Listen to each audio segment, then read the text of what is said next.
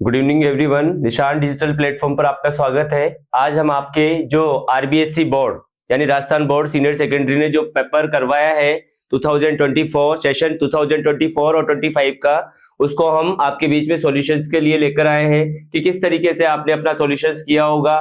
और यहाँ पर आप हमारे सॉल्यूशंस वीडियो को देखकर और अपना जो ग्राफ है वो चेक कर सकते हैं कि आपकी मार्किंग कितनी हो रही है, कहाँ आपको कितनी मार्किंग मिलना चाहिए। एक नंबर का प्रश्न है तो वहां पर आपने क्या किया है, मतलब ऑप्शन टाइप है तो वहां पर क्या किया है, सिमिलर आपने क्या किया है, अपोजिट क्या किया है, तो ये सारी चीजें अपन यहाँ पर जानेंगे। ठीक है, चलो स्टार्ट करते हैं अपन। सबसे पहले है हमारा ये secondary board of examination, secondary board of examination 2025 का पेपर है ये। इंग्लिश टाइम आपका ये है, ये सारी चीजें हैं। इसके बाद जनरल इंस्ट्रक्शंस आते हैं। जनरल इंस्ट्रक्शंस को आपने पढ़ लिया होगा, मतलब ये पेपर को सॉल्व आउट करने के लिए कॉपी का किस तरीके से यूज आपको करना है, पेन वगैरह का, ये सारी चीजें यहाँ पर दिखाई गई है। आगे देखें,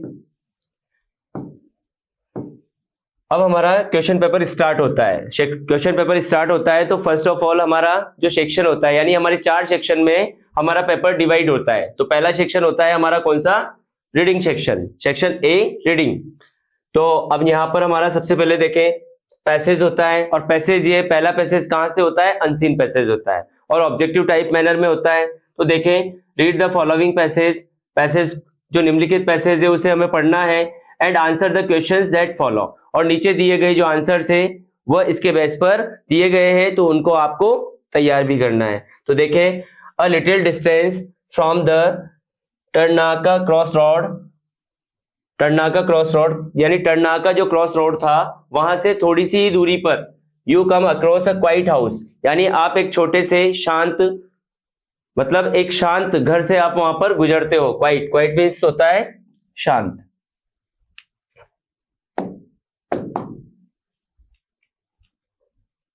क्वाइट यानी शांत। तो देखें, a little distance from the Tarnaka cross road you come across a quite house called Nida. और नीदा को यहां पर बताया गया है रिफ्यूजी। रिफ्यूजी का मतलब होता है शरणार्थी, यानी जहां पर शरण लेते हैं, और जो शरण लेने वाले उनको कहा जाता है शरणार्थी। तो देखें यहाँ पर a little distance from the Tarnaka cross road, यानी टरनाका जो क्रॉस रोड था वहां से थोड़ी सी दूरी पर a you come across a quite house, यानी आप एक शांत, मतलब जहां पर शांति का माहौल होता है, ऐसे घर से आप गुजरते हो, कॉल्ड नीदा, जिसको कहा जाता है नीदा, जिसको क्या नाम दिया गया है, नीदा। और नीदा का मीन्स क्या होता है, रिफ्यूजी। रिफ्यूजी यानी जहां पर लोग शरण पाते हैं, जहां पर लोगों को मतलब अच्छा लगता है, जहां पर लोग रुकते हैं, शरणार्थी जिनको कहा जाता है। अटैच टू इट, और इससे जुड़े हुए, इज ए स्मॉल स्कूल, मतलब इससे ही एक छोटा सा स्कूल लगे हुए हैं, जुड़ा हुआ है। वेयर इन द आफ्टरनून, जहां पर दोपहर के समय में you will come across many little girls, यानी आप यहाँ पर कई सारी लड़कियों को आते हुए देखोगे। हु आर डोमेस्टिक सर्वेंट्स, यानी जो क्या होती हैं, घरेलू नौकर होती हैं। डोमेस्टिक सर्वेंट्स का मतलब है घरेलू नौकर या घरेलू काम करने वाले।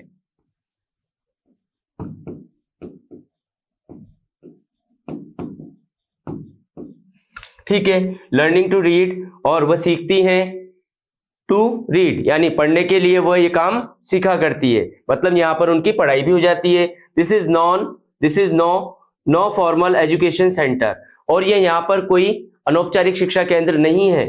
नॉन फॉर्मल यानी अनौपचारिक शिक्षा केंद्र।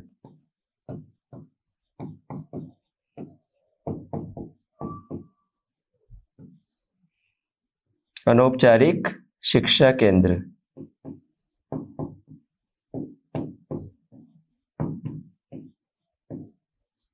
देखें आगे, तो this is non formal education centre, यह कोई अनौपचारिक शिक्षा केंद्र नहीं है। Education is a very serious business here, यानी जो शिक्षा है वह यहाँ पर बहुत गंभीर कार्य है, यानी ऐसा कार्य है जिसको कि बहुत सीरियस तरीके से हम करते हैं, यानी पढ़ाई का काम हम बहुत सीरियस तरीके से यहाँ पर करते हैं, उसे गंभीरता के साथ। The girls get to write their public exams, और जो लड़कियां हैं वो क्या करती हैं, get to write their public exams, यानी वो अपने पब्लिक एग्जाम्स को राइट करना प्राप्त करती है, यानी वो लिख सकती हैं ऐसा।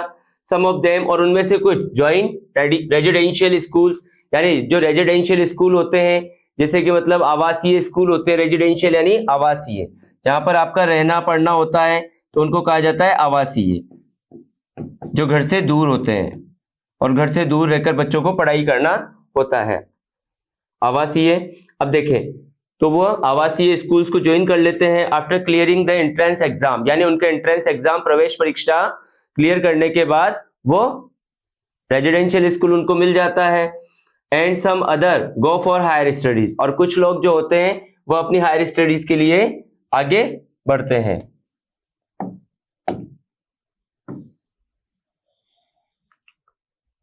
देखिए आगे, इनोवेटिव टीचिंग और नवाचार वाली शिक्षा शिक्षण पद्धति।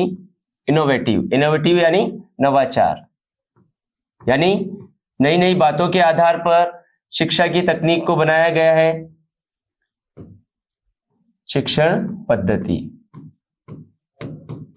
नवाचार जो शिक्षण पद्धति है, innovative teaching methods help these first generation learner, यानी ये जो हमारी पहली पीढ़ी के जो सीखने वाले लोग हैं उनकी मदद करती है।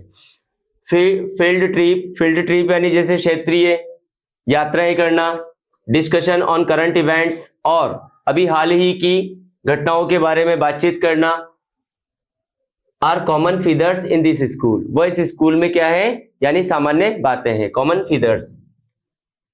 डिस्कशन ऑन करंट इवेंट्स है ना, ये इंपॉर्टेंट है, यहाँ पर पूछा जा सकता है। अब देखें यहाँ पर पैराग्राफ चेंज होता है। Anand Bharati is not just about education. Anand Bharati यानी इस जगह का जो नाम है या यहाँ पर कहा जाता है Anand Bharati is not just about education, वो एजुकेशन के बारे में नहीं है। मैनी पीपल हैव कमेंटेड, कई लोग यहाँ पर टिप्पणियां कर चुके हैं, that the children here are transformed into confident individuals, कि यहाँ पर जो बच्चे हैं उनको परिवर्तन लाया जाता है उनके अंदर कि वो कॉन्फिडेंट रखें अपने आप पर और अपने आप को कॉन्फिडेंशियल लेवल में शामिल करें। तो देखें, and that the values embodied here stay, और जो यहाँ पर दैट वैल्यूज जो महत्व दिया जाता है एम्बाइडेड, वो यहाँ पर रुकने पर जोर दिया जाता है। Stay with them wherever they go, यानी वे कहाँ जाना चाहते हैं। The woman who runs the school, और वो महिला जो स्कूल चलाती है। And who has a house in Nida, और जो नीदा घर में, यानी जिसके पास अपना नीदा घर है, जिसको उसने नीदा नाम दिया गया है, इस जानकारी अय्यर, वो किसका है, जानकी अय्यर है ना, 70 years old लेडी, और ये एक 70 साल की महिला है।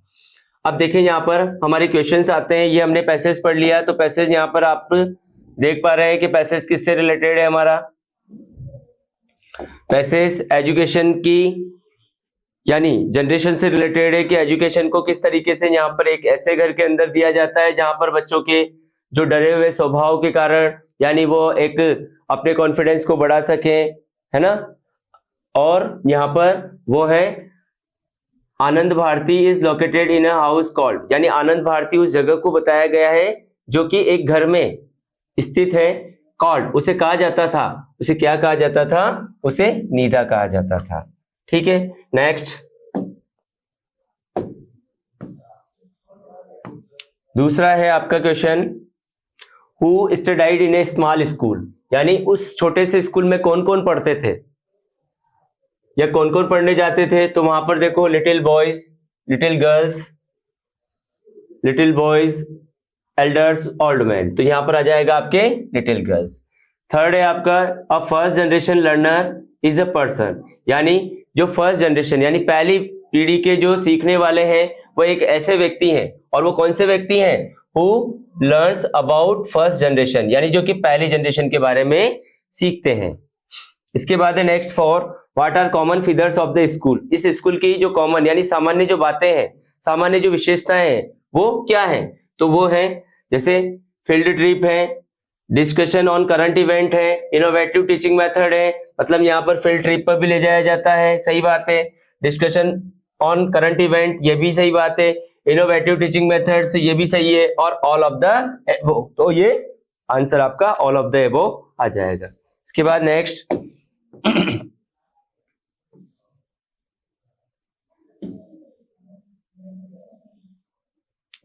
फिफ्थ वाला क्वेश्चन है आपका,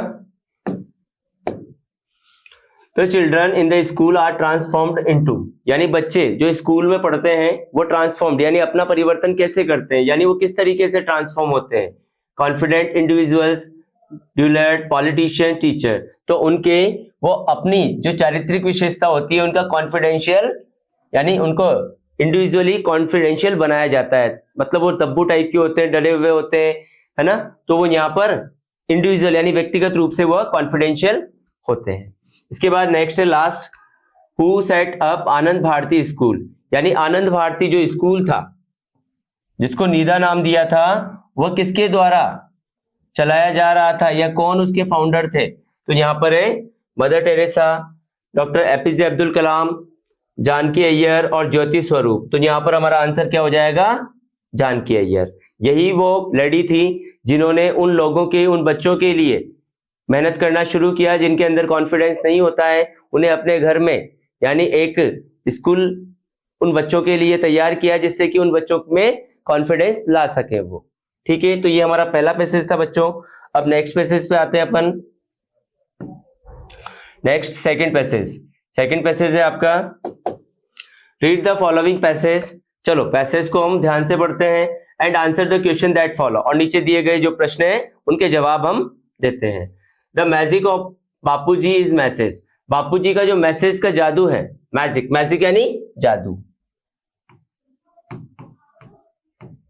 तो बापूजी के मैसेज का जो जादू है,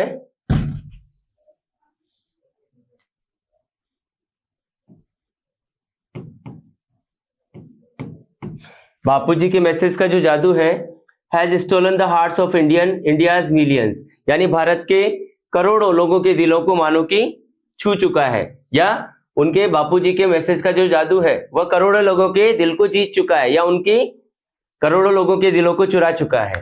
आगे देखें, man and women and even little children, यानी पुरुष और महिलाएं एंड इवन लिटिल चिल्ड्रन, और यहाँ तक कि जो छोटे छोटे बच्चे हैं, come out of their little shells, जो कि अपने शेल्स यानी छोटे छोटे जीवन से बाहर निकलते हैं, and became India soldiers of freedom, और भारत की आजादी वाले सैनिक बनते हैं।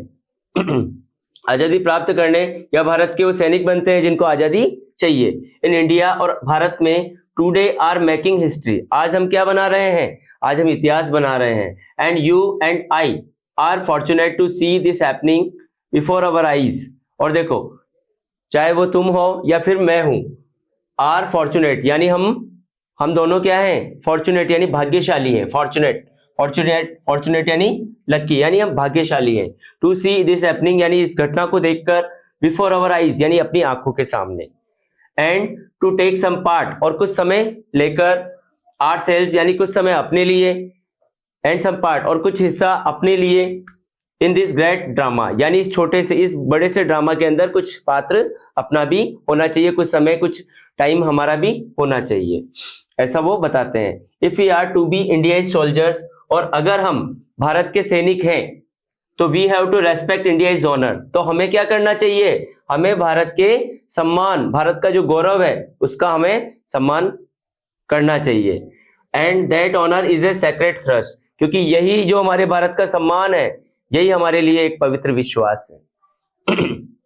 It is no easy matter, और ये कोई आसान बात नहीं है, टू डिसाइड यानी निश्चय करना कि व्हाट इज राइट, कि क्या सही है, एंड व्हाट इज नॉट, और क्या सही नहीं है। वन लिटिल टेस्ट, और एक छोटी सी जो परीक्षा है, आई शैल आस्क यू, और मैं तुमसे पूछूंगा, to apply whenever you are in doubt, यानी जब तुम, मतलब जब तुम्हें संदेह लगे तब मैं तुमसे पूछूंगा। Never do anything in secret, और कोई भी काम यानी सीक्रेट में नहीं करें, और एनीथिंग और कुछ भी, that you would wish to hide, यानी जिसको कि तुम छिपाने की इच्छा रखते हो। हाइड, हाइड यानी छिपाना।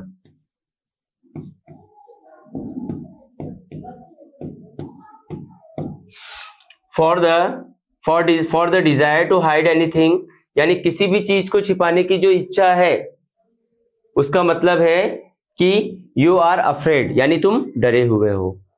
एंड फियर, और तुम भयभीत हो, और fear is a bad thing, और जो डरना है वो बहुत बुरी चीज है। एंड अनवॉर्थी ऑफ यू, और तुम्हारे लिए अयोग्य जैसा है, यानी तुम वहां पर अयोग्य बने हुए हो। अनवॉर्थी, अनवॉर्थी का मतलब होता है अयोग्य। इसके बाद बी ब्रेव, यानी बहादुर बनो। And all the rest follows, और जो सभी शेष हैं उनका अनुसरण करते हैं। यू नो, आगे देखें हम।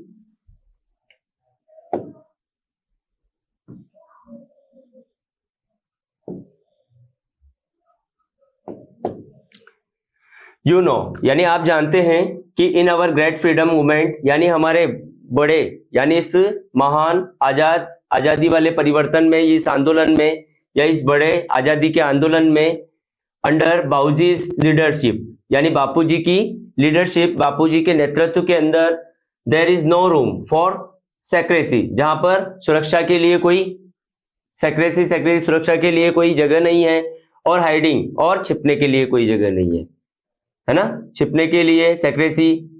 We have nothing to hide, और we have nothing to hide, और हमारे पास छिपने के लिए कुछ है भी नहीं। We are not afraid of, और हम भयभीत नहीं है, ऑफ व्हाट, यानी उन चीजों से, कि वी डू, कि हम क्या करें, एंड और व्हाट वी से, और हम क्या कहें, हम ये नहीं जानते।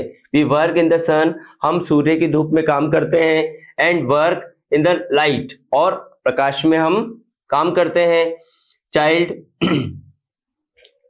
हाँ, एंड डू नथिंग सीक्रेटली, और कुछ भी अपना रहस्यपूर्ण नहीं रखते हैं। And if you do so, और अगर तुम ऐसा करते हो, माय डियर, मेरे प्यारे दोस्त या मेरे प्यारे इंसान, you will grow up a child of the light, तो तुम एक बच्चे की प्रकाश को बढ़ाओगे, यानी बच्चे के जीवन में एक प्रकाश लेकर आओगे। अनअफ्रेड, और मतलब बिना डर के, यानी बिना भयभीत के तुम काम करोगे, बिना भय के। And serene and unruffled, whatever may happen, और देखो अनअफ्रेड बन जाओगे, यानी जैसे कि तुम्हें कोई डर नहीं लगेगा। सीरीन बन जाओगे, यानी तुम्हें कोई मतलब किसी चीज का डर नहीं सताएगा। एंड अनरफल्ड, और तुम किसी चीज से कुंठित नहीं होगे। व्हाट एवर may हैपन, यानी चाहे कुछ भी घटित हो सकता है।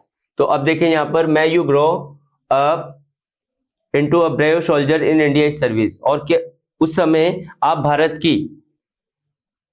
की सेवा में एक बहादुर सैनिक अपने आप को बना सकते हो, या एक बहादुर सैनिक के रूप में आप बन जाएंगे। तो देखिए यहाँ पर पहला क्वेश्चन है हमारा, whose message stole the hearts of Indian, यानी किसका वो मैसेज था, stole the Indian hearts of Indian, जिसने कि हमारे करोड़ों लोगों के दिल को चुरा लिया था। तो किसका वो था, देखें अपन, ये था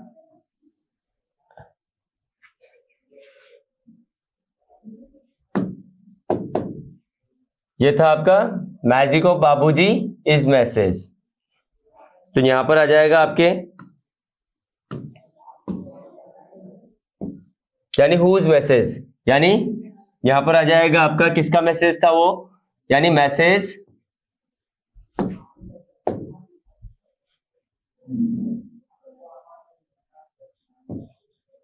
the magic of Bapuji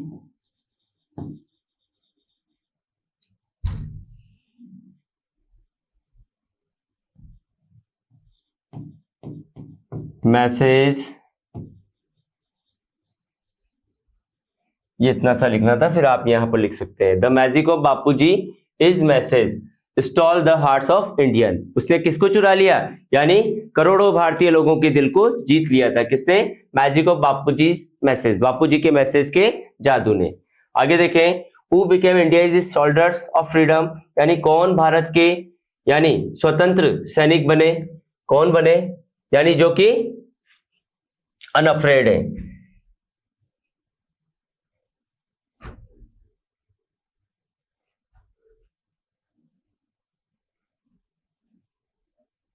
The unafraid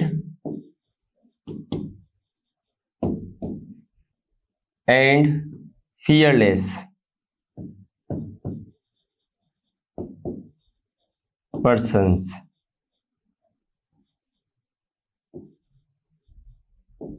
हाँ देखो, who became India soldiers of freedom, यानी कौन आजादी के सैनिक बन पाए, तो द अनअफ्रेड, यानी जो कि डर नहीं रखते हैं, यानी जिनको डर महसूस नहीं होता है या डरते नहीं है, एंड फियरलेस, और निडर होकर, और वह निडर या बिना डर के जो रहने वाले इंसान है वही भारत के सोल्जर्स ऑफ फ्रीडम बने हैं। यानी वो क्या बने हैं, भारत के फ्रीडम ऑफ सोल्जर्स या soldiers of freedom. Why are you and I fortunate, यानी तुम और मैं क्यों भाग्यशाली हूं, तुम और मैं क्यों भाग्यशाली हूं। अब देखें यहां पर ये बताया गया है, यहां पर पूछा गया था तुम और मैं क्यों भाग्यशाली हूं, यहां पर हमें दिया भी गया है। देखें यहां पर, हाँ ये यहां पर बताया गया है कि इन इंडिया, यानी भारत जैसे देश में, देखो ये इसका आंसर है, तुम और मैं भाग्यशाली क्यों हूं, क्योंकि भारत जैसे देश में, इन इंडिया यानी भारत जैसे देश में, आज वी आर मेकिंग हिस्ट्री, हम अपना इतिहास बना रहे हैं, and you and I are fortunate to see this happening before our eyes, यानी हम अपनी आंखों के सामने ये देखते आए हैं, and to take some part ourselves in this great drama। तो ये यहां तक आपका सॉल्यूशंस हो जाएगा। इसके बाद नेक्स्ट है आपका fourth question sorry, what has to be respected if we are Indian soldiers, यानी हमारे लिए क्या रेस्पेक्टेड है, मतलब क्या आदरणीय वाली बात है अगर हम भारत के सोल्जर्स हैं। तो देखो यहां पर दिया हुआ है, हमारे लिए सबसे इंपॉर्टेंट बात है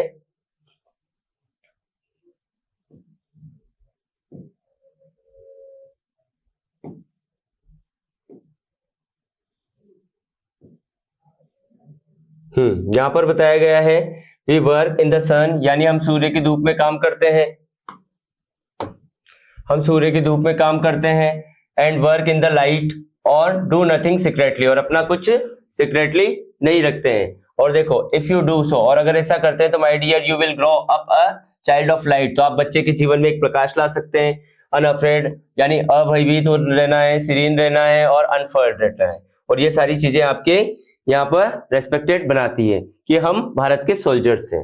इसके बाद है नेक्स्ट फिफ्थ क्वेश्चन सॉरी,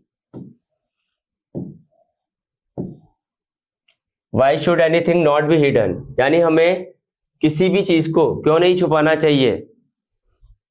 देखो यहां पर ये बताया है कि हमें किसी भी चीज को क्यों नहीं छिपाना चाहिए, तो ये देखें आंसर में, यानी वो कहते हैं कि हमारे पास हाँ देयर इज नो रूम, मतलब यहां पर कोई जगह नहीं है, देयर इज नो रूम, यहाँ पर ऐसा कोई स्थान नहीं है, फॉर सेक्रेसी और हाइडिंग, यानी छिपाने के लिए, we have nothing to hide, और हमारे पास छिपाने जैसा भी कुछ नहीं है ना, वी आर नॉट अफ्रेड, और हम भयभीत नहीं है, ऑफ व्हाट वी डू, कि हम क्या करते हैं और क्या कहते हैं, इस चीज से हम भयभीत नहीं है। ठीक है, तो ये इसका सॉल्यूशंस हो जाएगा। इसके बाद 6 क्वेश्चन है आपका, what can not be done under Bapuji's leadership, यानी बापूजी की जो नेतृत्व क्षमता है उसके नेतृत्व में, मतलब बापूजी की नेतागिरी के नेतृत्व में हम क्या नहीं कर सकते हैं। तो देखें यहां पर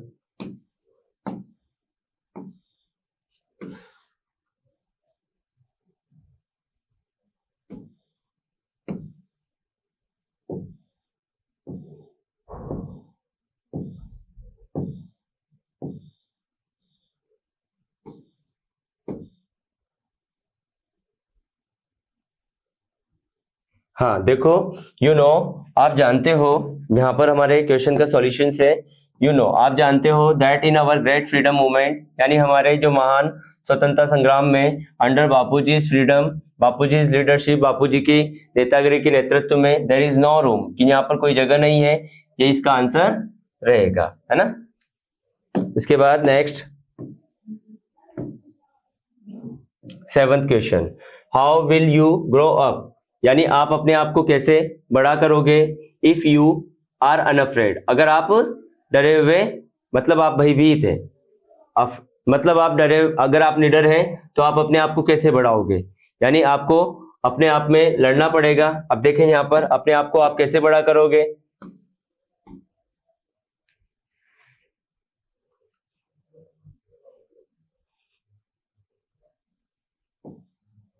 और देखो ये यहाँ पर बताया गया है, यानी यू विल ग्रो अप, यानी आप अपने आप को ग्रो करोगे, यानी आप अपने आप को ग्रो करोगे, अपने आप को बढ़ाओगे। अ चाइल्ड ऑफ लाइट, यानी बच्चे के प्रकाश के रूप में। अनअफ्रेड, यानी निडर होते हुए। और serene and unruffled, whatever may happen, यानी चाहे कुछ भी हो, मे यू ग्रो अप, और आप वहां पर अपने आप को ग्रो कर सकते हो into brave soldiers in India service, यानी भारत की सेवा में एक महान सैनिक के रूप में, आप एक बहादुर सैनिक के रूप में आप अपना रोल प्ले कर सकते हैं।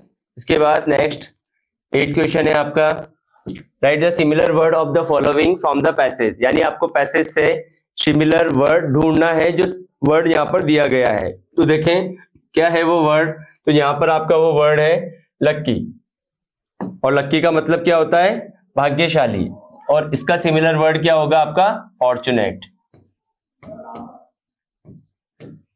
फॉर्चुनेट, और फॉर्चुनेट का मीन्स भी क्या होता है, भाग्यशाली।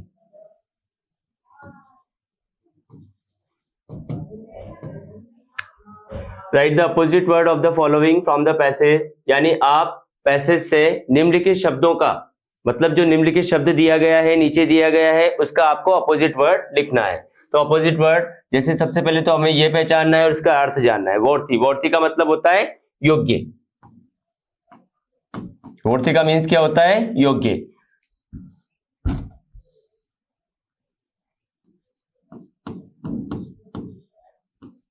वॉर्थी का मतलब होता है योग्य, ठीक है। और वॉर्थी का क्या हो जाएगा, अनवॉर्थी, और ये आपके पैसेज में भी आया है। और अनवॉर्थी का मतलब होता है अयोग्य, तो ये आपका अपोजिट सॉल्यूशंस हो जाएगा। इसके बाद नेक्स्ट है हमारा राइटिंग पार्ट। राइटिंग पार्ट पर आते हैं अपन, सेकंड सेक्शन, यानी सेक्शन बी, और ये है राइटिंग सेक्शन। यहाँ पर हमारे राइटिंग पोर्शन से रिलेटेड पूछा जाना है। तो इमेजिन यू आर अंजलि, कल्पना करो कि आपका नाम अंजलि है। पुनीत है, अगर आप लड़के हैं तो पुनीत है, और लड़की है तो अंजलि है। लिविंग इन मुंबई, और मुंबई में आप रहते हैं। Write a letter to your friend, और आपको अपने दोस्त को एक पत्र लिखना है। About your school and studies there, मतलब आपके स्कूल के बारे में और आपकी पढ़ाई के बारे में, मतलब वहां पर कैसी पढ़ाई होती है। तो पहला तो ये है। इसके बाद है देखो, तो आपको अंजलि और पुनीत और लिविंग इन मुंबई, है ना, और स्टडीज के बारे में कि आप कैसे हो कैसे नहीं हो, मतलब ये स्टडीज आपको यहाँ पर करनी है। तो देखिए यहाँ पर आपको लेटर लिखने के लिए, ये लेटर किस टाइप का है आपका, इनफॉर्मल लेटर है। इनफॉर्मल लेटर जिसमें कि आप अपनी दोस्त को अपने उसके बारे में बताएंगे। आगे देखें,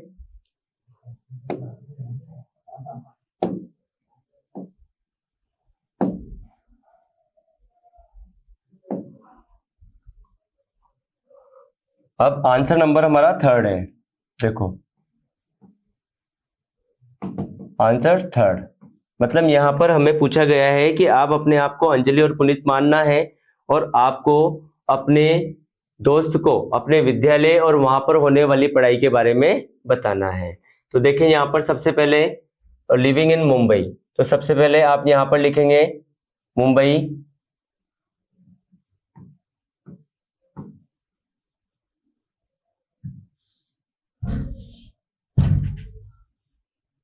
सबसे पहले इस फॉर्मेट में अपन ऐसे चलेंगे, पहले मुंबई, ठीक है। अब इसके बाद डेट ऑफ एग्जामिनेशन आज क्या डेट थी, जैसे 6 मार्च और 2025, इस तरीके से आप लिख दें। फिर उसके बाद आप किसे लिखने जा रहे हैं, अपनी फ्रेंड्स को लिखने जा रहे हैं, तो आप लिखेंगे माय डियर फ्रेंड,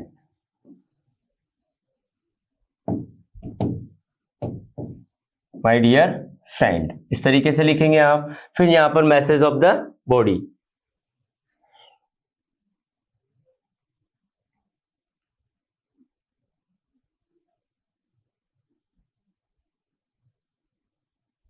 जैसे वो लिखती है जैसे आई सोचती, I think, I thinks that you are well and healthy, well and healthy and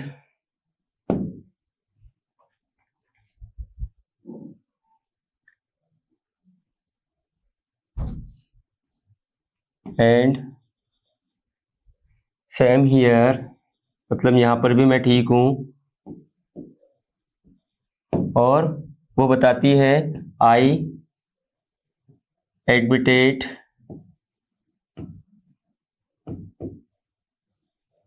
in a new school,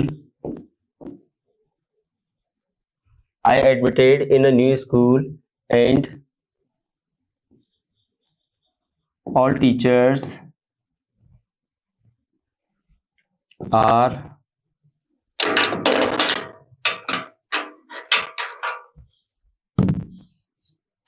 all teachers are good and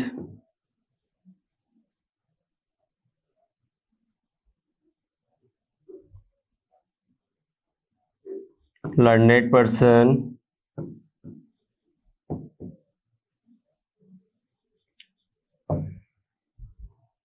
The atmosphere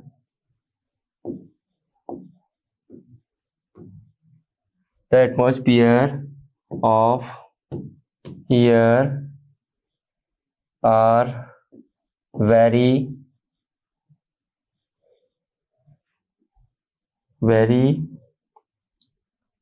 acceptable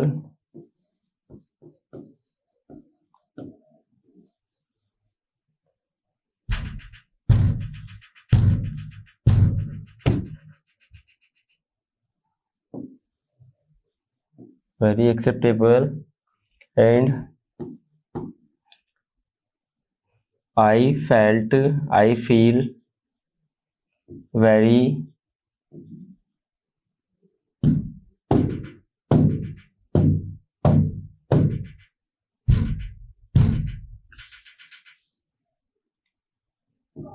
well here, और इस तरीके से आप लिख दें। और फिर यहाँ पर जैसे चाहे तो थैंकिंग यू लिख दें, और फिर यहाँ per your loving friends,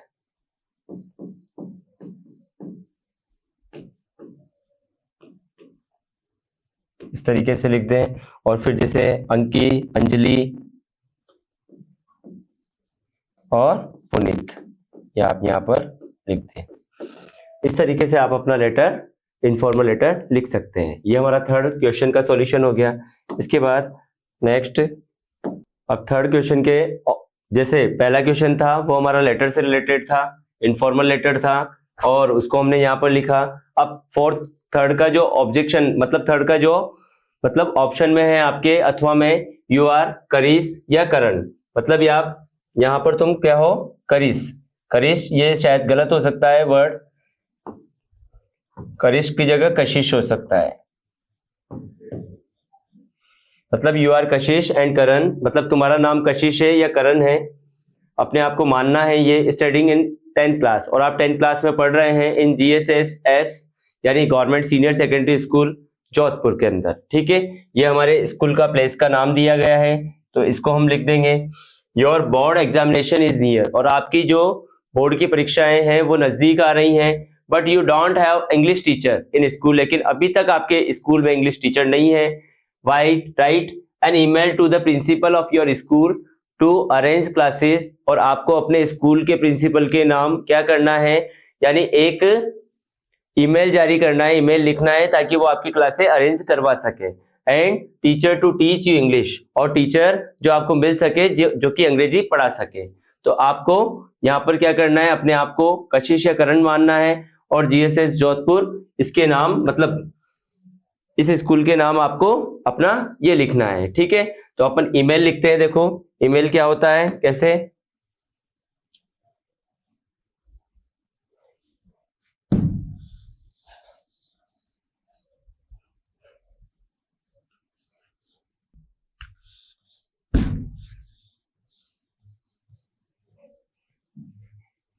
third question का हमें सेकंड करना है।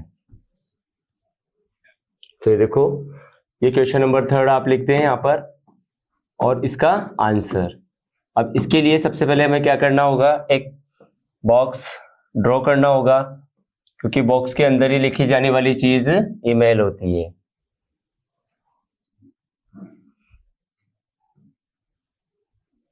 इस टाइप से आपको लिखना होता है। ये बॉक्स बना रहे हैं अपन, जिससे कि आप यहाँ पर इसको फॉलो कर सकें।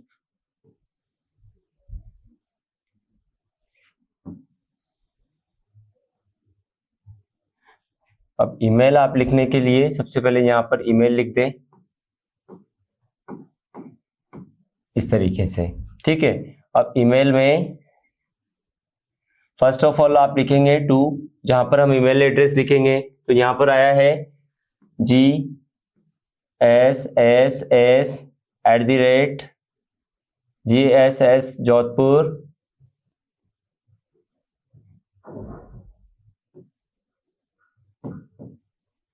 @gmail.com, ये आपका ईमेल एड्रेस हो जाता है। अब उसके बाद CC आता है, ये ब्लैंक होता है। इसके बाद BCC आता है, ये भी ब्लैंक होता है। और सब्जेक्ट आता है,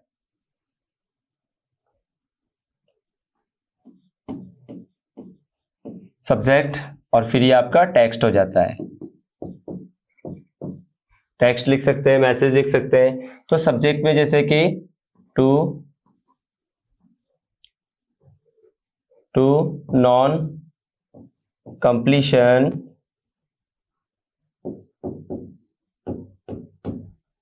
of the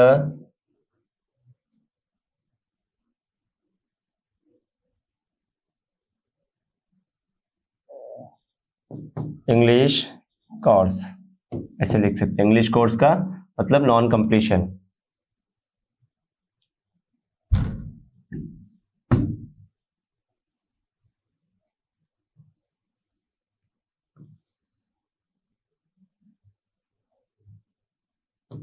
syllabus of English.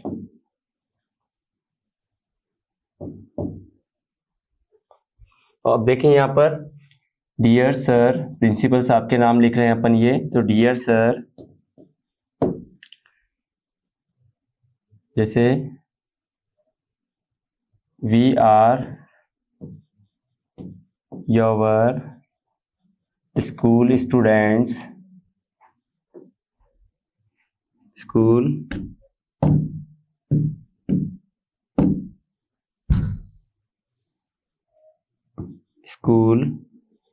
students and our exams are near, but our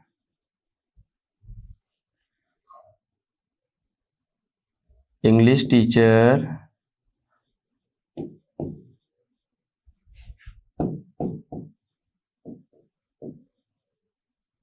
is not available in school, so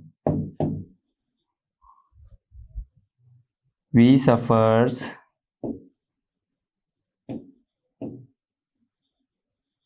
in English study,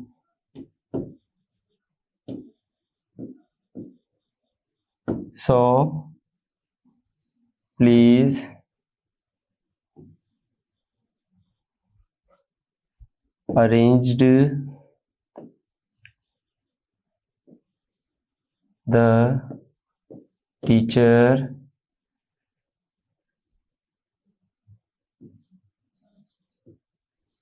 so that our study is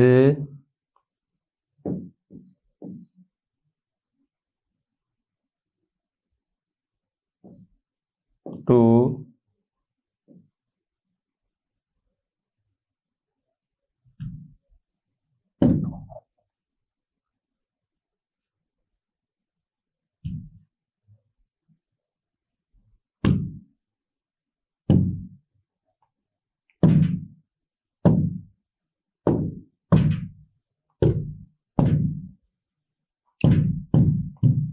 तो ये इस तरीके से आपको इज टू कीप ऑन मतलब to keep going on regular, और फिर last में योर्स फेथफुली और आपका नाम अपना छोड़ देना है। ठीक है, तो देखो क्वेश्चन नंबर 3 हमारा कंप्लीट हुआ। क्वेश्चन नंबर 4 की तरफ अपन आते हैं। Question number 4 right a story with the help of given outlines in about 80 words, यानी आपको जो गिवन आउटलाइंस दी गई है उनकी मदद लेते हुए आपको एक स्टोरी लिखनी है 80 शब्दों में। तो देखिए, once on a winter morning a farmer a snake called, तो यहाँ पर ये हमें टाइटल मिलता है कि कौन सी स्टोरी ये हो सकती है। ये स्टोरी हो सकती है फार्मर एंड अ स्नेक, या snake and the farmer, a farmer and a snake. तो ये हमारी ये सॉल्यूशंस हो जाएगा। मतलब अब आपने यहाँ पर प्री सेटेड माइंड अब बना के आए हैं कि ये a farmer and a snake, ये लर्नेड है, फटाफट आप लिख सकते हैं ऐसे। ठीक है, तो और इसके अथवा में once there was a cap seller, तो यहाँ पर हमें टाइटल मिलता है, यानी इस आउटलाइन डिसऑर्डर से हमें एक टाइटल मिल रहा है। तो जैसे the cap seller, sorry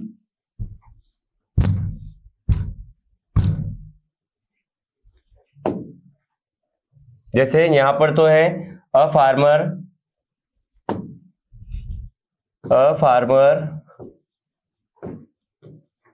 and a snake. ठीक है, दूसरा है आपका जैसे अ कैप्सेलर एंड द मंकी।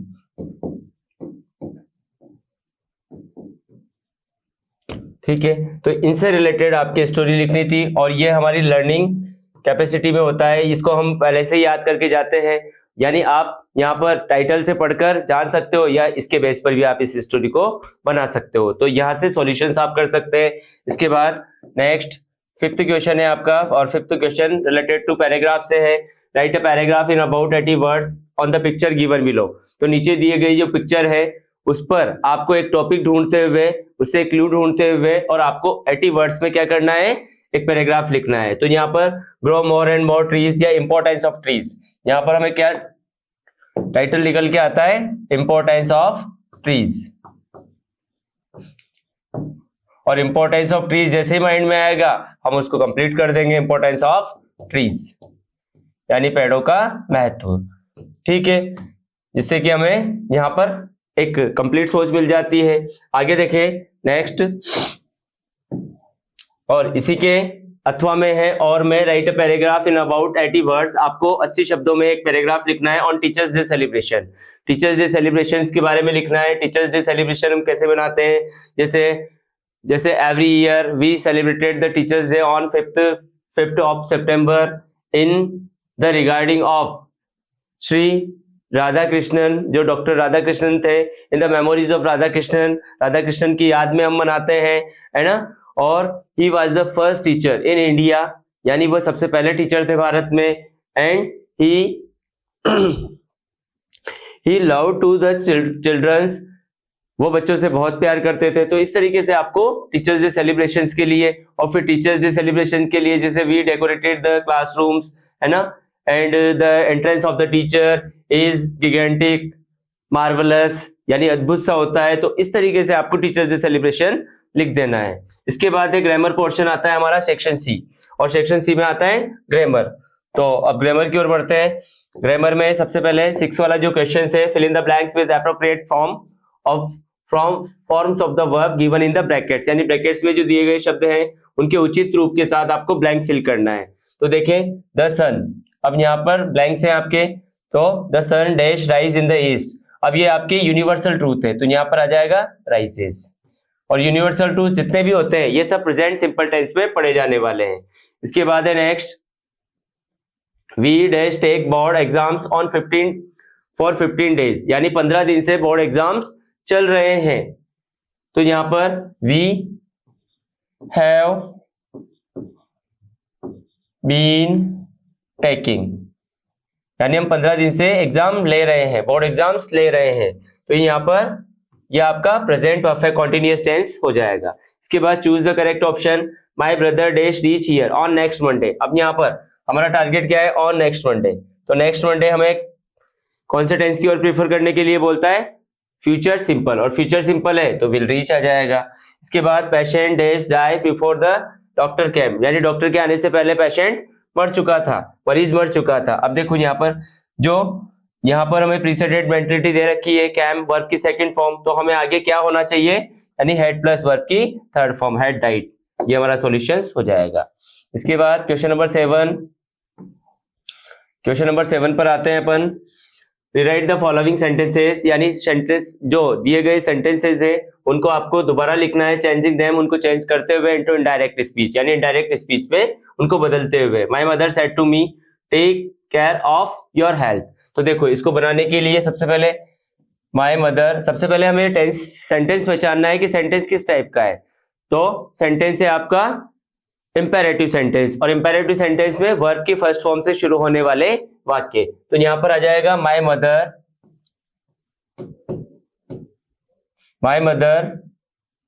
अब ये है तो asked, my mother asked me, और इसके बाद टू से हम सेंटेंस को जोड़ देंगे, टू टेक केयर ऑफ। अब योर चेंज होगा आपके, किससे चेंज होगा, मी से, अब मी से चेंज होगा तो ये आ जाएगा माय और हेल्थ। ये इस तरीके से क्वेश्चन आपका बन जाएगा।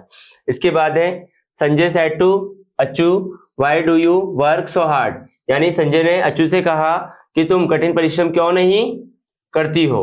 तो देखें यहाँ पर ये सेंटेंस है आपका WH वर्ड वाला, और WH वर्ड वाला मतलब इंटेरोगेटिव, तो यहाँ पर संजय आस्क्ड अच्चू, और यहाँ पर WH वर्ड से कनेक्ट कर देंगे तो वाई हो जाएगा, वाई, और फिर उसके बाद सब्जेक्ट है आपका यू, तो यू चेंज होगा अच्चू से, अच्चू यहाँ पर जैसे फीमेल है यानी शी है तो यहाँ पर शी आ जाएगा, और अच्चू अगर मेल है तो यहाँ पर ही आ जाएगा। ठीक है, शी भी आ सकता है, ही भी आ सकता है, तो दोनों के को मानते हुए चले। फिर उसके बाद है आपके जैसे डिड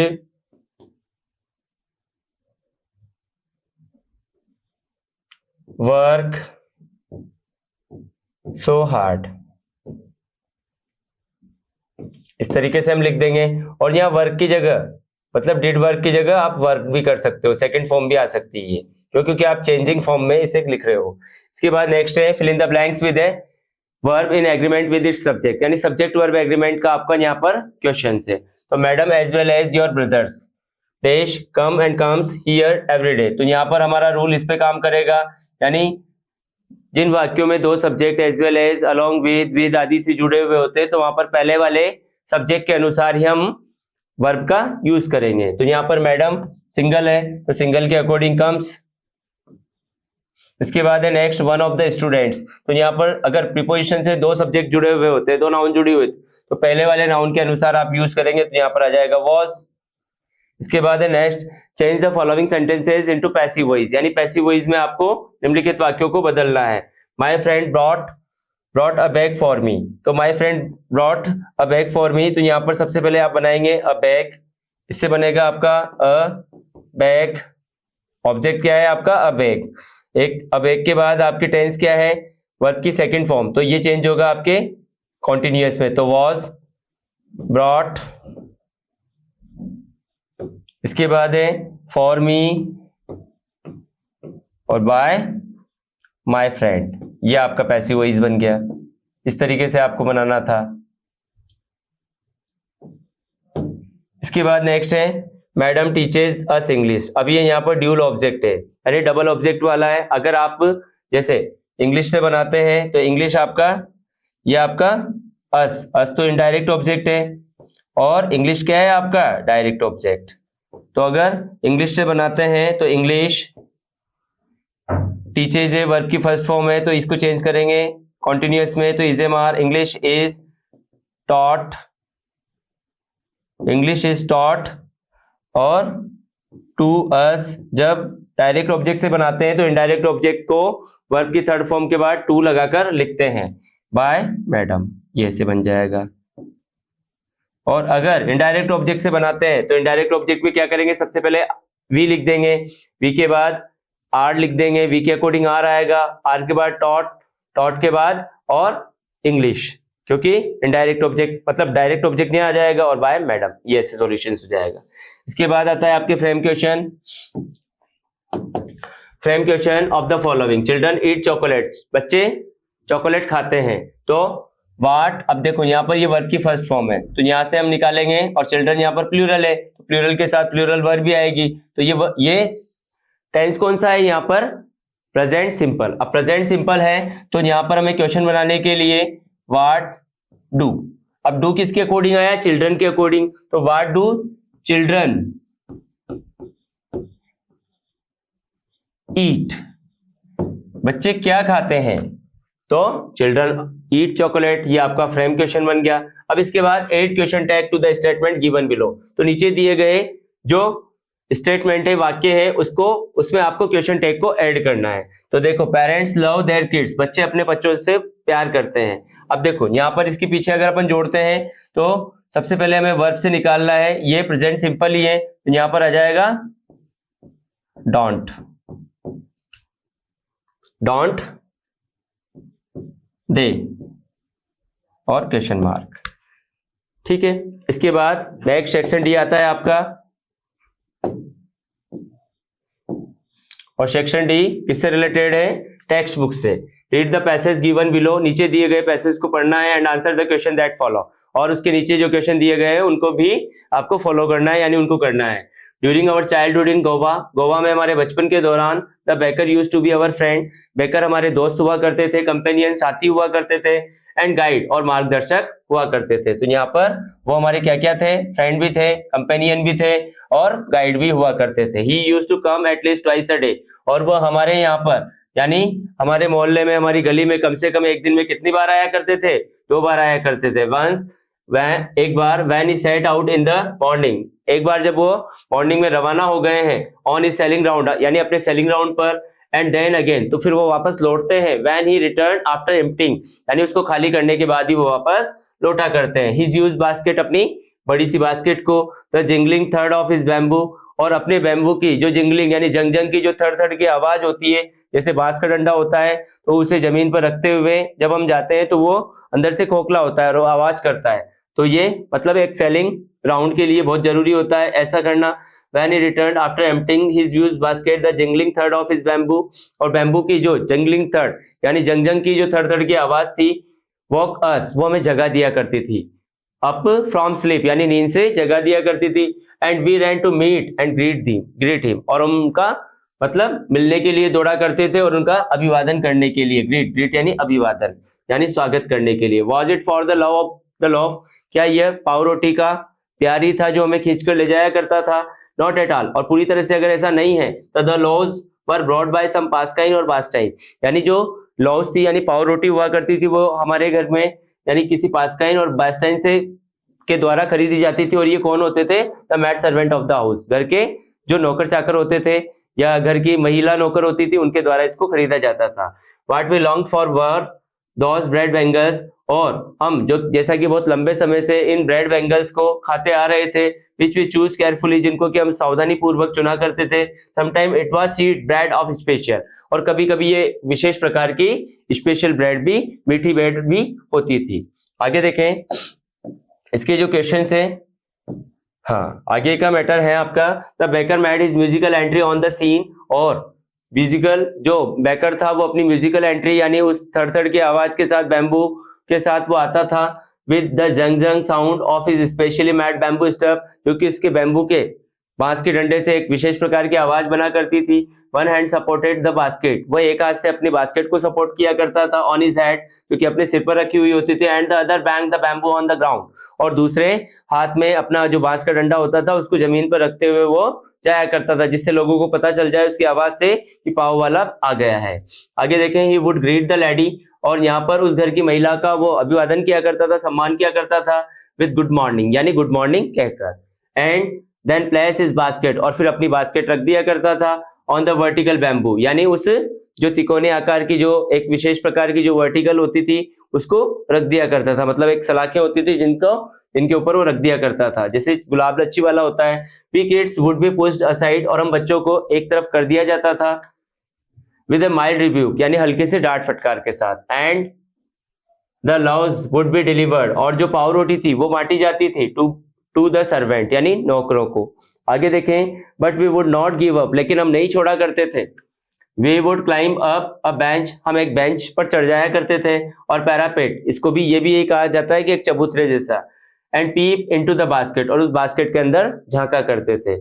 आगे देखें, समहाउ किसी न किसी तरीके से, आई कैन स्टिल रिकॉल यानी मैं अभी भी याद कर सकता हूँ, the typical fragrance of those loaves, यानी वो एक विशेष प्रकार की उन पाव रोटियों की जो सुगंध थी उसको आज भी मैं महसूस कर सकता हूं। तो देखिए, the baker used to be, baker क्या हुआ करते थे, हमारे फ्रेंड हुआ करते थे, कंपेनियन हुआ करते थे, गाइड हुआ करते थे, और ऑल ऑफ द मतलब ये सारे लोग हमारे थे, गाइड मतलब वो बेकर हुआ करते थे। How many did the baker come in a day, यानी कितनी बार एक दिन में बेकर हमारे यहाँ आया करते थे, तो ट्वाइस, एक दिन में 2 बार आया करते थे। द चिल्ड्रन लॉन्ग्ड फॉर, और बच्चे काफी लंबे समय से मतलब उनको इच्छा खाते आ रहे थे, किनको, ब्रेड बैंगल्स को। आगे देखें, how did the baker greet the lady of the house, यानी जो घर की महिला थी, अगर कहीं जैसे उनका सेलिंग राउंड पर वो निकले हैं और कहीं ऐसी लोकेलिटी में गए हैं जहां पर किसी घर की महिला अगर उनको दिख जाती है तो वो उससे क्या कहते हैं, गुड मॉर्निंग कहते हैं। इसके बाद, how did the children see the basket, बच्चे उस बास्केट में कैसे देखा करते हैं, बच्चे बास्केट में क्या करते हैं, बच्चे बास्केट में जैसे कि स्टैंड बना, मतलब एक स्टैंड लगा लिया करते हैं और स्टैंड पर मतलब वो चढ़ जाया करते हैं, और चढ़ने के बाद फिर उसे कर दे मतलब उसमें झांका करते हैं। और we felt a different type of fragrance longed for, मतलब वो एक विशेष प्रकार की जो खुशबू है उसको महसूस किया करते थे। Right the similar word of the following from the passage, तो यहाँ पर जैसे रेलिंग दिया हुआ है आपका, तो रेलिंग का हो जाएगा आपके वर्टिकल, ठीक है, ये हो जाएगा। इसके बाद नेक्स्ट है आपके और के साथ ऑप्शन है यहाँ पर, किसा Gautami had an only son, किसा गौतमी के अगला पैसेज है 11 का अथवा वाला, तो किसा गौतमी के एकमात्र बेटा था, एंड ही डाइड, और वो मर गया, इन हर ग्रीफ, और उसके दुख में, she carried the dead child to all her neighbours, वह अपने मृत बच्चे को सभी जगह लेकर गई, अपने सभी पड़ोसियों के पास, आस्किंग देम फॉर मेडिसिन, उसके लिए मतलब जीवित करने की दवा मांगने के लिए, एंड पीपुल सेड, और लोगों ने कहा, she has lost her senses, कि वो अपनी समझ खो चुकी है, द बॉय इज डेड, वह लड़का मर गया है। एट लेंथ, और उसी बात पर आगे बढ़ते हुए, किसा गौतमी मेट ए मैन, किसा गौतमी एक ऐसे व्यक्ति से मिली, who reply to her request, जिसने कि उसकी प्रार्थना का जवाब दिया, I can not give the medicine, मैं तुम्हें दवाई नहीं दे सकता हूँ, फॉर दाई चाइल्ड, यानी तुम्हारे बच्चे के लिए, but I know a physician who can, लेकिन मैं एक फिजिशियन को जानता हूं जो शायद तुम्हें मतलब दवा दे दे। एंड द गर्ल सेड, और वो महिला थी उसने कहा, प्रे टेल मी, मुझे जल्दी बताओ सर, हु इज इट, ये कौन है, वह कौन है। And the man reply to her request, और उस व्यक्ति ने उसकी प्रार्थना पर जवाब दिया, go to Shakyamuni the Buddha, तुम ऐसा करो, शाक्यमुनि बुद्ध के पास जाओ। Kisa Gautami reply to the Buddha, और किसा गौतमी यानी बुद्ध के पास मतलब थकी हुई परेशान होती हुई गई, एंड क्राइड, और चिल्लाई, लॉर्ड एंड मास्टर, यानी मेरे भगवान और मेरे मालिक, गिव मी द मेडिसिन, मुझे वो दवाई दे दीजिए, that will cure my boy, जिससे कि मैं अपने बच्चे का इलाज कर सकूं। तो क्योर का मतलब इलाज करना, सुधार करना। अब इससे रिलेटेड जो क्वेश्चन है उन पर अपन चलते हैं।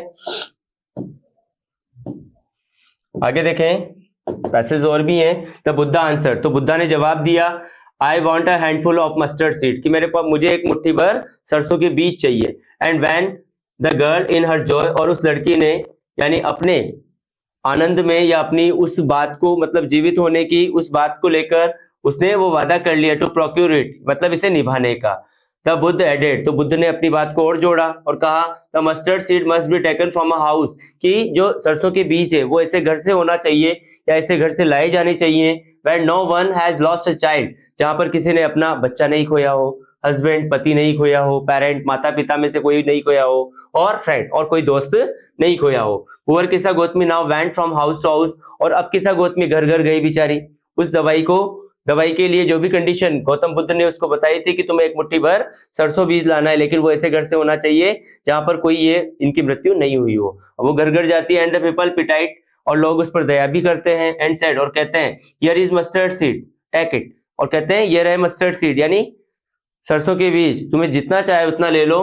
बट व्हेन शी आस्क्ड, लेकिन जब वो पूछती कि डिड अ सन और अ डॉटर अ फादर और मदर, कि तुम्हारे परिवार में कोई भी अपना रिलेटिव है जो कि सन है, डॉटर है, फादर है, मदर है, डाई इन योर फैमिली, तुम्हारे परिवार में उसकी मृत्यु तो नहीं हुई है। दे आंसर्ड हर, तो उन्होंने उसको जवाब दिया, अलास यानी दुख की बात है, द लिविंग आर फ्यू यानी जो जीवित बचे हैं वो बहुत न के बराबर है, कुछ नहीं है। But the dead are many, लेकिन जो मरने वाले हैं वो बहुत सारे हैं। Do not remind us of our deepest grief, हमें हमारे जो गहरे दुख हैं जो उन लोगों के जीवन से जुड़े हुए हैं उनको याद मत दिलाओ। And there was no house, और यहाँ पर ऐसा कोई घर नहीं था, but some beloved one had died in it, यानी और but some beloved had died in it, जहां पर किसी ने अपना एक परिचित नहीं खोया हो, किसी ने अपना प्यारा नहीं खोया हो, ऐसा कोई घर उसे नहीं मिलता है। तो देखिए questions, how many sons and how many sons did Kisa Gotami have, किस्सा गोतमी के कितने बेटे थे, एक ही बेटा था उसके, तो 1। What did Kisa Gotami ask for her dead child, यानी किस्सा गोतमी अपने मृत बच्चे के लिए क्या मांगती है, तो वो मांगती है मेडिसिन यानी दवाई उसको जीवित करने के लिए। आगे देखें, थर्ड क्वेश्चन है, हु वाज शाक्य मुनि, शाक्य मुनि कौन था, शाक्य मुनि कौन थे, बुद्धा, यानी गौतम बुद्ध ही आपके शाक्य मुनि थे। इसके बाद what did Buddha want, Buddha क्या चाहते थे, बुद्धा उसको समझाना चाहते थे। Buddha wanted to understand the Kisa Gotami about losing the life on earth, यानी जीवन अर्थ पृथ्वी पर जो जीवन है उसको खोने के बारे में उसे समझाना चाहते थे। इस तरीके को समझाने के लिए उन्होंने ये कंडीशन रखी और ये उनको समझाना चाहा। Which question was asked by किस्सा गोतमी फ्रॉम द पीपल, यानी किस्सा गोतमी के द्वारा लोगों से क्या प्रश्न किया गया था, कि मतलब उससे कहा गया था, you have not lost the some beloved people like a son, like a husband, like a parent and like any other relative, यानी उसने पूछा था कि तुमने अपने परिवार में कोई ऐसा अपना तो नहीं खोया है, तभी मैं तुम्हारे घर से सरसों के एक मुट्ठी भर बीज ले सकती हूँ, अदरवाइज नहीं। तो ये उसने बोला था। तो right the similar word of the following from the passage, यानी पैसेज से आपको जो सिमिलर वर्ड है वो लिखना है, और वो सिमिलर वर्ड किसका लिखना है, हील का। हील का मतलब होता है सुधार करना और क्योर का मतलब होता है सुधार करना।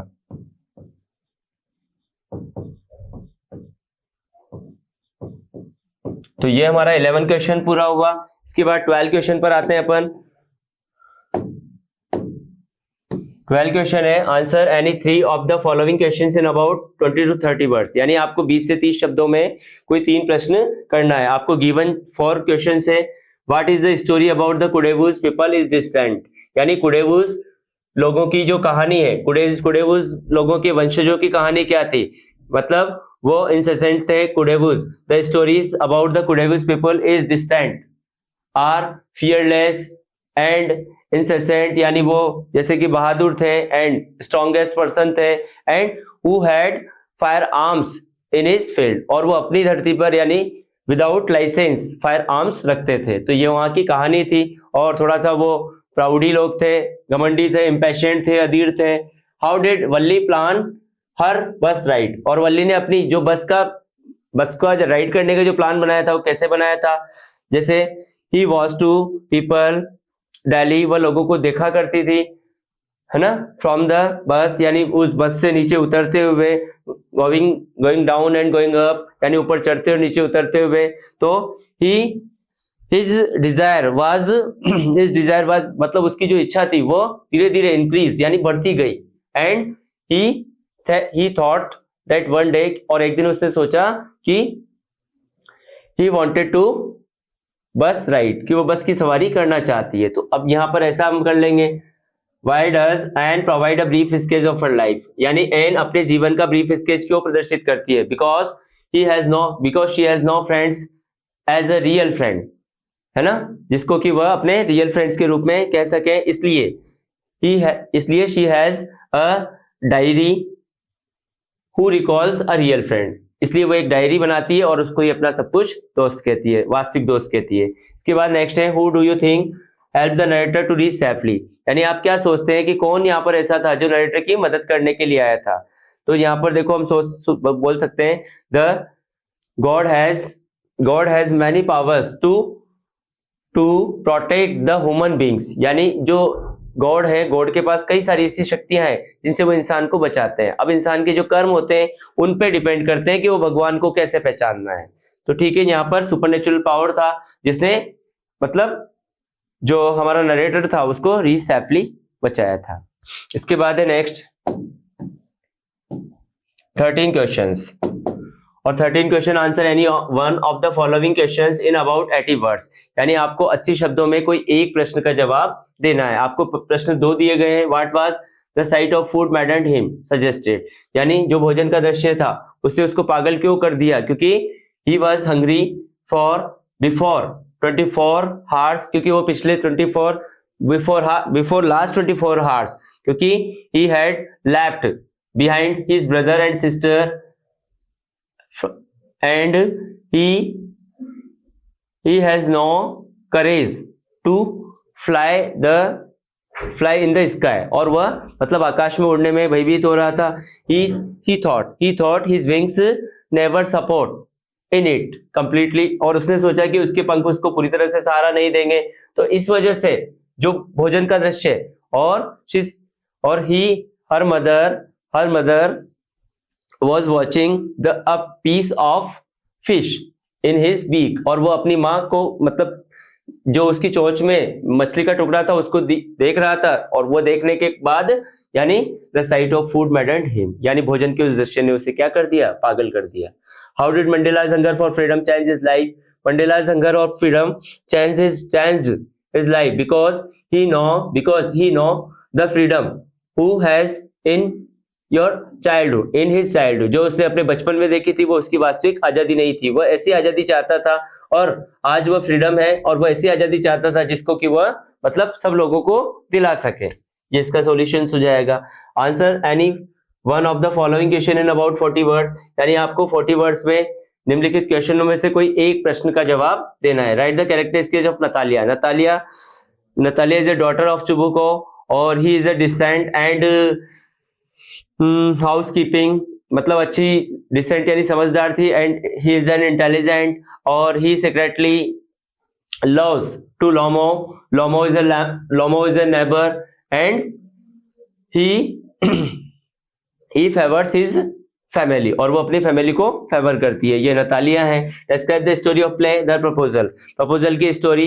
This story the proposal is depend on the wedding of Russian, यानी रशियन जो मैरिज होती है उन पर आधारित है, और it is the drama and it plays the role in the character like Chubukov's, Natalia and Lomov, ये सारी चीजें इसमें हम शेयर करते हैं। इसके बाद है नेक्स्ट 15 क्वेश्चन है आपका पोइम से रिलेटेड, एक्सट्रैक्ट से रिलेटेड, स्ट्रेंजा से related. Read any one of the following extract and answer the question that flow, यानी नीचे दिए गए जो फॉलोइंग एक्सट्रैक्ट है उनको आपको ध्यान से पढ़ना है और आंसर उनके क्वेश्चन जो नीचे दिए गए हैं उनको समझते हुए यानी आपको आंसर देना है। तो ही इज लर्निंग, वह सीख रहा है। Well behind his desperate eyes, यानी अच्छे तरह से अपनी निराश आंखों के पीछे। द एपिस्टेमोलॉजी ऑफ लॉस, उसके खोने की जो आदत है। हाउ टू स्टैंड अप, वो अपने आप को कैसे खड़ा करता है। नोविंग, जानते हुए। What every man must one day know, कि एक दिन एक व्यक्ति धीरे धीरे समझदार बनी जाता है। And most know many days, और कई सारे लोग जो कि दूसरे दिन समझदार बनते हैं। हाउ टू स्टैंड अप, कि कैसे खड़े होना है। What is the meaning of epistemology, epistemology का अर्थ क्या होता है, तो the meaning of the epistemology is habit, like habit, habit of loss, खोने की आदत, ठीक है। What is the boy learning in the poem, यानी बच्चा यहाँ पर क्या सीख रहा है। The boy is learning in this poem about losing of something in his heart, जिसको कि अपने दिल में बहुत ज्यादा महसूस करता है, उसको खोने की बारे में वो महसूस कर रहा है। And he was watching on down the harbour, यानी उस हार्बर में नीचे की ओर वह देख रहा है। इसके बाद है द वे, अथवा में है ये द वे अक्रॉ, यानी उस रास्ते पर। अब ये देखो ये कौन सी पोइम से है आपका, द बॉल पोइम। और द बॉल पोइम, इसके राइटर कौन है, जॉन बैरीमैन।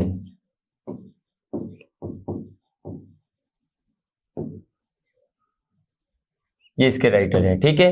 नेक्स्ट है आपका, ये है आपके द वे, तो ये डस्ट ऑफ स्नो, ये आपकी पहली ही पोइम है। और इसके राइटर है Robert Frost.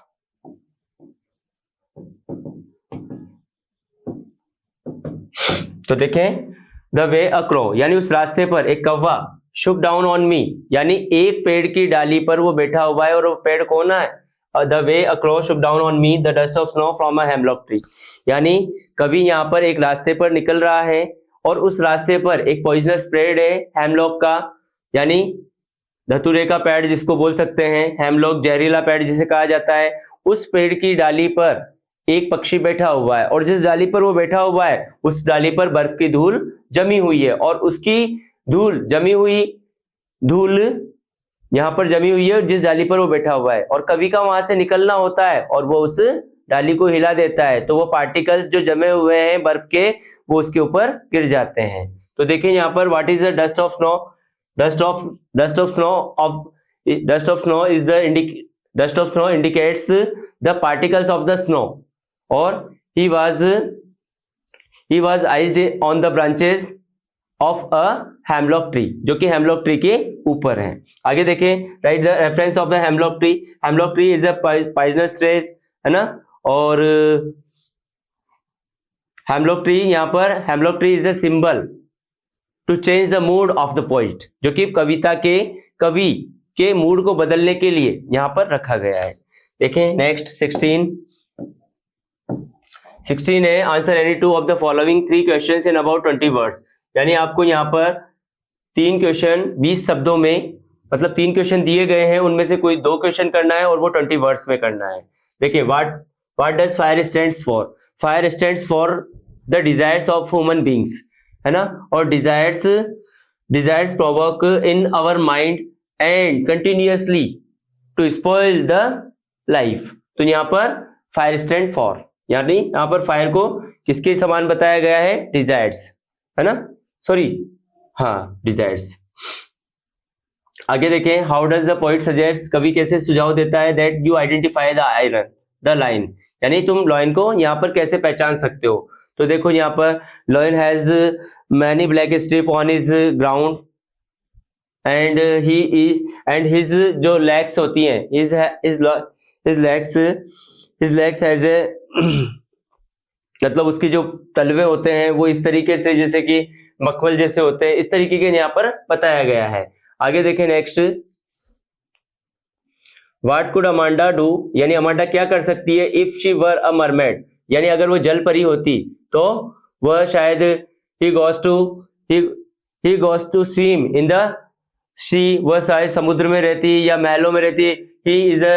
He lives in a life of tower, यानी टावर में उसका जीवन होता है, इस तरीके से यहाँ पर बताया गया है। आगे देखें next 17, answer any one out of the following 2 questions in about 80 words, यानी 80 वर्ड्स यहाँ पर जो दिए गए हैं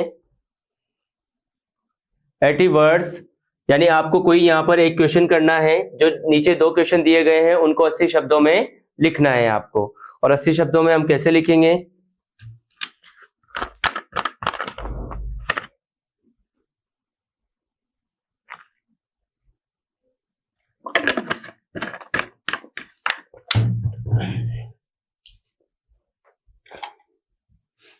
30 वर्ड्स में लिखेंगे। देखो, व्हाट डज द थीफ से, यानी वो चोर क्या कहता है about the different reactions of people when they are robbed, यानी यहाँ पर डिफरेंट रिएक्शंस ऑफ पीपल, यानी जो greedy man shows the anger, यानी वो एंगर दिखाते हैं जो ग्रीडी मैन होते हैं, लालची व्यक्ति, और the poor man show acceptance, है ना, और the crazy man shows the cleverness. इस तरीके से मतलब यहाँ पर इस क्वेश्चंस में रिएक्शंस दिखाए गए हैं और कवि यहाँ पर यही पूछना चाहता है। Horace Denby was good and respectable but not completely honest, explain.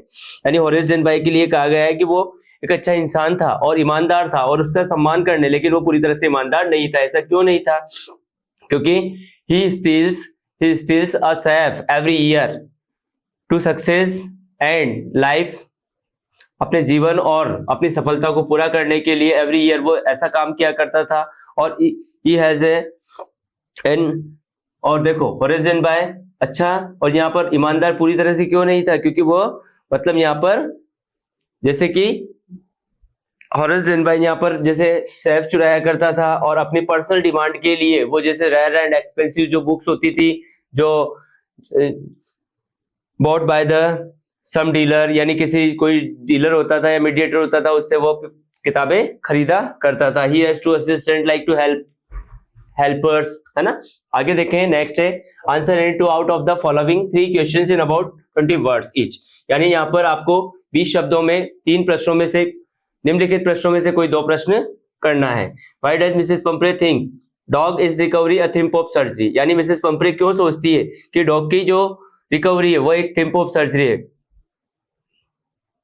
तो this is right, the triumph of surgery is the success to get ready of the tricky by the Mr Herriot के द्वारा इसको ठीक किया गया था, है ना। और ही